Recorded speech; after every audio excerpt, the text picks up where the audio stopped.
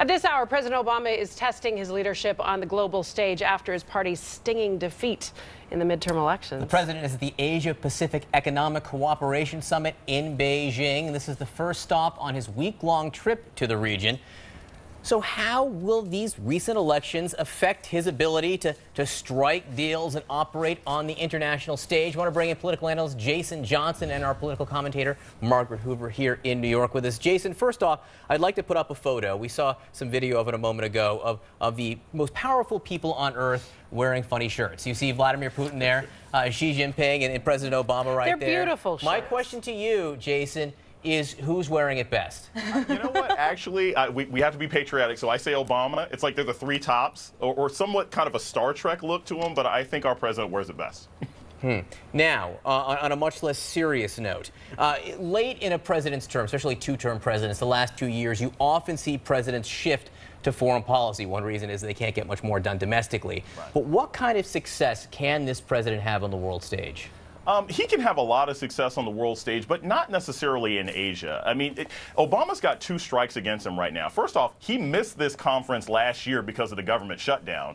And now he's showing up at this conference after his own party gets beat at home. So between that and the fact that he's, juggling knives and chainsaws by doing battles with ISIS and Russia, most of the leaders in Asia don't think Obama can put the kind of pressure or attention he needs to put in the region to have much influence at all in this conference. Do you agree? Do you think the president has much political capital that he can sway these foreign leaders with overseas? It's tough. It's certainly challenging, but there are some things he could do that, frankly, would be quite good for the American economy right now. For example, there is a trans-Pacific free trade agreement that encompasses 12 countries that would certainly do much to open up American export markets and potentially grow the American economy. It was blocked by the Democratic Senate, but Mitch McConnell is keen to get it passed through. And this is something that the president could do that, frankly, our partners in Asia have been waiting on the United States to do. And it would show that the president really isn't isolated for the last 2 years. It might be easier to do now than it would have been a few weeks ago. Margaret,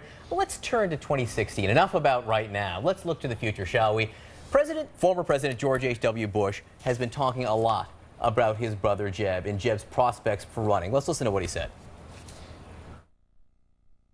I'll do whatever he wants. I will be one of his strongest backers. If he wants me out there publicly, I'll be out there publicly. If he wants me behind the scenes, I'll be behind the scenes. I'm all in for him. He'd be a great president, and the country could use an optimistic view like his. What about? It was that last group of words right there that I think I found so interesting, an optimistic view like his. And I'm wondering if he's comparing, Jeb Bush, the former governor of Florida, to the current administration, or perhaps to other Republicans, particularly some, in the Tea Party movement, some who may be considered more obstructionist and people who say no, no, no, no, no. Anytime I hear a Republican say optimistic view, you can almost guarantee they're drawing a straight line to Ronald Reagan. Ronald Reagan was the sunny optimist, the one who came in at a time of incredible economic hardship and brought in this optimistic perspective, the glass half full. My guess it was that, against the backdrop of, frankly, a very languished economy that's been slow to recover. It sounds to me like it's that. My understanding, though, is that Jeb Bush certainly has an inner circle, is talking to a lot of close folks, but his brother isn't one of them.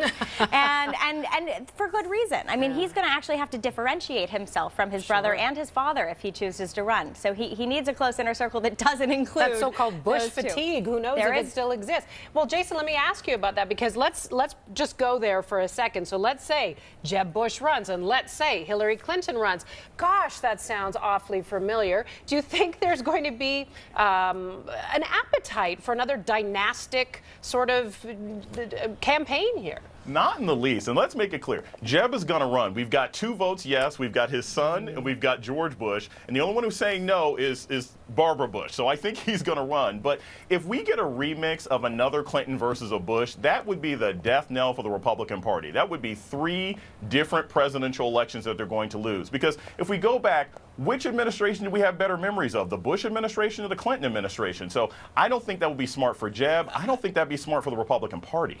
I'm going to make your job easier. Margaret disagrees with you on every front right there. But Margaret, let me ask you this. What would his challenges be in a Republican primary? Because he's got views on immigration which differ than a lot of the other perhaps primary candidates and also education. He does, but the commonplace criticism is he'd never get through a Republican primary. But actually, in a Republican primary, the Bush name carries a lot of weight. So actually, in many places, South Carolina and Iowa, let alone New Hampshire, he actually doesn't have to defend his conservative credentials nearly as much, simply because actually, in a strange and maybe un-American way, his name actually carries a lot of weight, and people understand that he isn't going to undermine the Constitution. Name ID helps with things like raising money, all that. Certainly Goes does. a long way. All right, Jason Johnson, Margaret Hoover, thanks so much for being with us. Appreciate it. Thanks, guys.